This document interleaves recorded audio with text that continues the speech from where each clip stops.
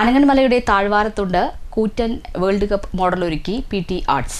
36 അടി ഉയരമുള്ള ട്രോഫിക്ക് പുറമെ ലോകകപ്പിന്റെ ചരിത്രം പറയുന്ന ചിത്രപ്രദർശനവും ഒരുക്കിയിട്ടുണ്ട്.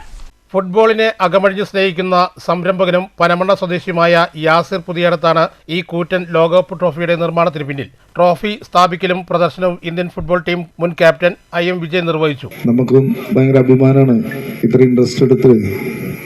അതുപോലെ കട്ടയ്ക്കും താത്തയും നിൽക്കുന്നുണ്ട്. അതാണ് ഏറ്റവും വലിയ രസം.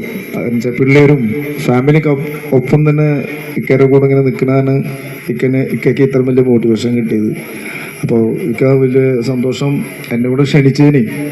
ഇത് ഈ വേൾഡ് കപ്പ് ഇനോഗ്രേറ്റ് ചെയ്യാൻ എന്നോട് ക്ഷണിച്ച നല്ലവരെ നാട്ടുകാരോടും അതുപോലെ യാസിർക്കോടും ഫാമിലിയോടും നന്ദി പറഞ്ഞു. യാസിൻ പുതിയടത്ത് അധ്യക്ഷനായി. PV Thomas, PT Vinu, Shajida Yasir, NK Jayarajan, Jafar Sadiq, K Ayub, PV Ali Akbar, Ahammed Unnais, SI Rajesh, Salman Kuttikkad, Thahir Focus എന്നിവർ സംസാരിച്ചു. ജൂലൈ 12-ാം തീയതി രാവിലെ 10 മണി മുതൽ രാത്രി 12 മണി വരെയാണ് പ്രദർശനം ഉണ്ടാവുക. ട്രോഫിയുടെ മാതൃകയ്ക്ക് 20 അടിയാണ് ഉയരം. ഇതിരിക്കുന്ന സ്റ്റാൻഡ് കൂടിയാകുന്നതോടെ 36 അടിയിലെത്തും. 6 ലക്ഷം രൂപയോളമാണ് ഇതിന് ചെലവ്. ട്രോഫി സ്ഥാപിക്കുന്നതിന്റെ ചുറ്റുമായാണ് ലോകകപ്പ് ചരിത്ര ചിത്രങ്ങൾ പ്രദർശിപ്പിക്കുന്നത്. 1930-ലെ ലോകകപ്പ് മുതൽ 2022-ലെ ലോകകപ്പ് ജേതാക്കളുടെ ചിത്രം വരെയുണ്ടാകും. ഓരോ ചിത്രത്തിന് കീഴിലും ഫൈനലിൽ എന്തു സംഭവിച്ചുവെന്ന വിവരങ്ങൾ ഉൾപ്പെടെയുണ്ട്. ഒപ്പം ലോകകപ്പിൽ പങ്കെടുക്കുന്ന 48 രാജ്യങ്ങളുടെ പതാകകളും പ്രദർശന നഗരിയിലുണ്ട്. കഴിഞ്ഞ ലോകകപ്പ് കാലത്ത് നെയ്മറിന്റെ ഏറ്റവും ഉയരമുള്ള കട്ടൌട്ട് ഒറ്റപ്പാലത്ത് സ്ഥാപിച്ചത്